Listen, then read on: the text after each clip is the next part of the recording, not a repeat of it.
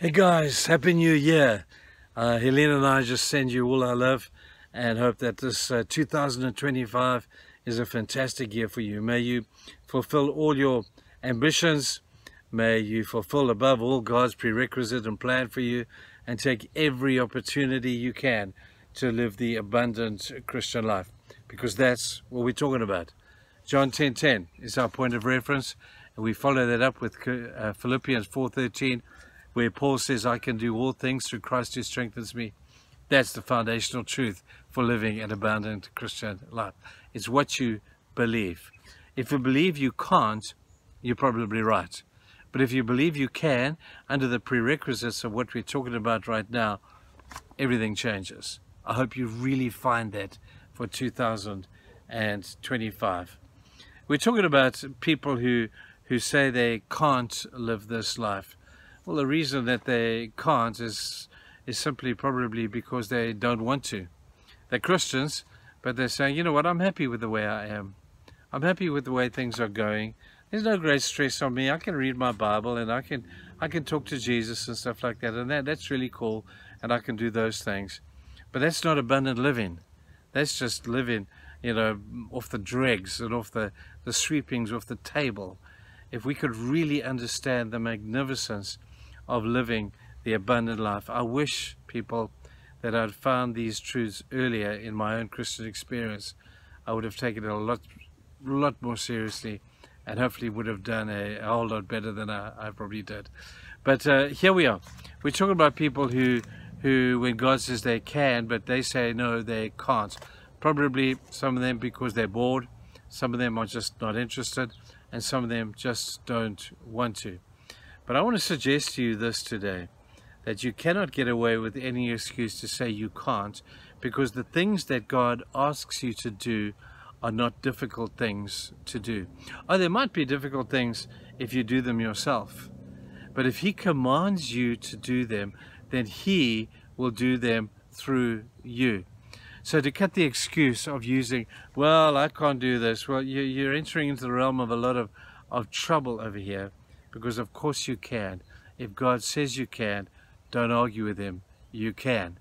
He will never ask you to do something you can't do. He went to Moses and said, Moses, can you open this Red Sea?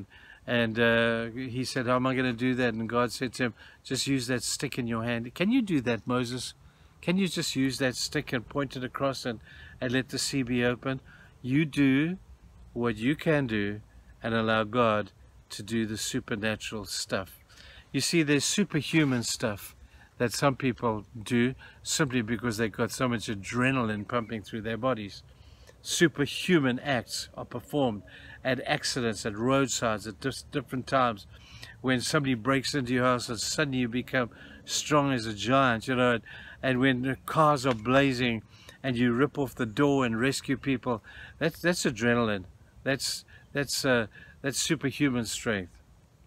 But supernatural strength, now that's a different thing. That's a strength that doesn't come from adrenaline, your own gifts or your abilities or your good intentions. It comes from God. And God promises this supernatural strength to you if you will use it in the right place and at the right time. Now we're going to talk about that next week, but I hope that this will suffice for now, just to be able to know that God is never going to ask you to do something you can't do. He's never going to say, hey David, can you kill that giant? He's never going to say that. He's going to say, David, can you help me kill that giant? David, you just throw the stone and I'll do the rest. Moses, can you open that Red Sea? No, I can't, Lord. Well, I'm just saying, point your stick and I'll do the rest. The acts that God asks us to do are very simple and generally very doable. If we could just do those things and experience the supernatural power of God through us, but it has to be in obedience to a direct command that God has given to us. You see, God has a purpose. He has a plan for everything. And when you're part of that plan and you hear from God to do this, I have to tell you, people, it can be done. I wish I'd learned this earlier in my life. It can be done, not in your strength, because he who builds a house builds in vain unless the builder is God. So apply this to your life today. If you Sometimes in the quietness of moments you can hear the voice of God. I don't know if you've ever heard that. Sometimes just quietly when you're sitting and you just hear God kind of saying, and it's not necessarily a voice. Some people do hear that kind of stuff, but it's generally strong impressions that come across you. Strong impressions that actually don't need words. They're so strong in the way that God brings them across. It's almost more powerful than words themselves. And when you have those strong impressions that God may be wanting you to act out something for Him, listen carefully and do it. And at the end of the experience, you're going to stand and you're going to say, man, I didn't know I could do that. Of course you didn't. But as an act of obedience, you'll find it actually that you can. So listen, people, for that voice of God. He does still speak in that still small voice. Not loud thunder and lightning kind of stuff, but the still small voice of God saying, hey, I need you to do this, or I want you to change that, or I want you to change you. Listen for that voice, because when you do, that's your guarantee that when you move on it, you guarantee success.